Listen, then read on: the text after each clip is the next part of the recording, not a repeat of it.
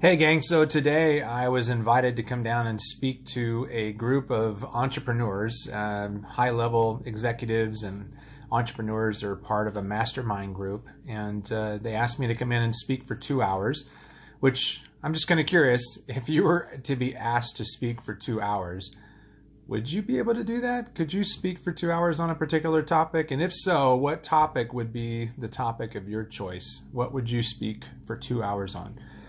I chose a topic that I'm really excited about, and the topic was 6 questions. And I have found over the last 15 or so years that these 6 questions will give me answers to things that will open up tremendous possibilities, not only in my own life, but learning to ask these questions of other people, whether it's in a speaking environment or if it's in a small group environment or one-on-one with somebody. These 6 questions will teach me everything I need to know. And even if I don't know all the answers to the questions, I can begin to use those questions as a roadmap to get to wherever I need to get to be whatever I wanted to be, to do whatever I want to do, and to have whatever I want to have. So I just thought I'd share these 6 questions with you because I was amazed. I was quite surprised of the amount of curiosity from these top entrepreneurs in the answers to these questions, because most of the entrepreneurs didn't have a solid answer to each of the questions. So they were curious. They were kind of on the end of the seat, and they were kind of excited, and they were asking questions and giving feedback and nodding their head. It was probably one of the better engaged audiences in the small group setting that I really enjoyed, because there was so much interest in these 6 simple questions. So I thought I might share them with you. Maybe you could share some of your feedback here in the comments. I'd love to hear more about your thoughts on these 6 questions. But the 6 questions are: what, why, when, where, who, and how. Once again, the 6 questions: what, why, when, where, who, and how. And those 6 questions can tell us so much. And the questions that I posed to them using these 6 one-word questions was, what is your current reality? I asked them to rate themselves on a scale of 1 to 10. 10 being the best version of themselves, physically, mentally, and financially, and 1 being not the best, failing. And then I asked them to give themselves a score based on their own self-reflection. And then once they did that, I asked them, what is your desired outcome? Scale of 1 to 10. If 10 was the best version of you, physically, mentally, and financially, what is it that you would like to create? Well, what is it that you'd like to have? What would you like to be? What would you like to do? And I asked them to clarify it. I was surprised that these successful entrepreneurs hadn't spent a lot of time in reflection. However, if you would have gone back 15 years ago, I wasn't really clear either. I was showing up to work, working hard, had employees, had people that were following me, and I wasn't clear where I was going. I wasn't really clear on what I was creating. I was kind of caught up in the doing. I wasn't necessarily focused on what I wanted to do or what I wanted to have. I was just kind of caught up in working hard.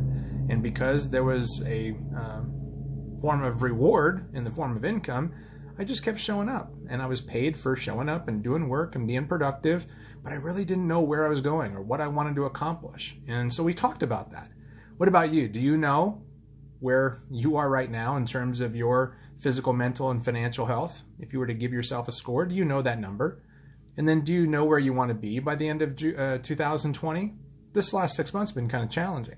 What about you? Do you have good clarity as to where you'd like to be? Maybe this whole last 6 months has kind of shaken you up. Easy for me to say.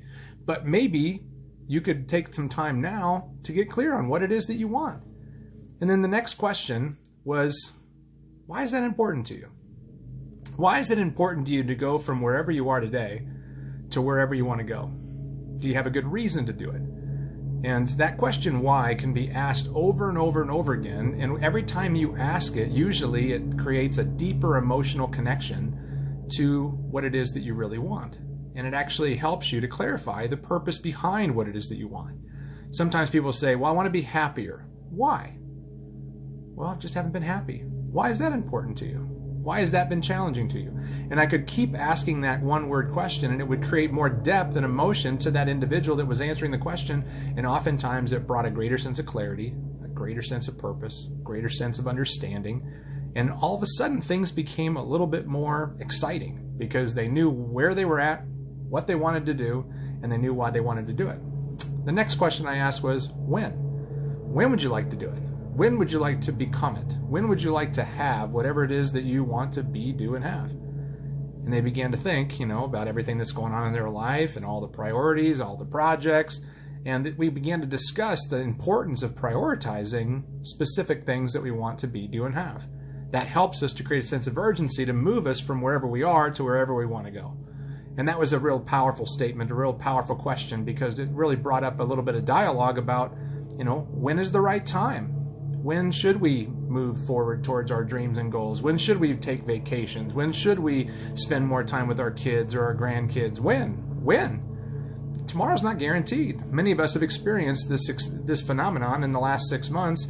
We've been taking for granted things that were important to us. So, when would you like to do things that are important to you? Things that you really want to accomplish? When? The next question was, where? Where are you going to spend the time to figure it out? Where are you going to spend the time to go to work on the project? Where are you going to spend the time? And does your calendar reflect what it is that's important to you? Does your calendar reflect what you'd like to be, do, and have? If I was to go back or go in and look at your calendar right now for the next 30 days, would I say that you have clarity and that you have priorities, that you could basically be convicted of doing the things that you want to do or becoming the things that you want to become? And that in itself was just, kind of clarifying for these entrepreneurs as they began to think about, what is it that I need to start delegating? What is it that I need to start deleting off of my calendar? What is it that I need to start delaying from being a really good project or a good focus to not being so good and actually focusing in on something that's more great?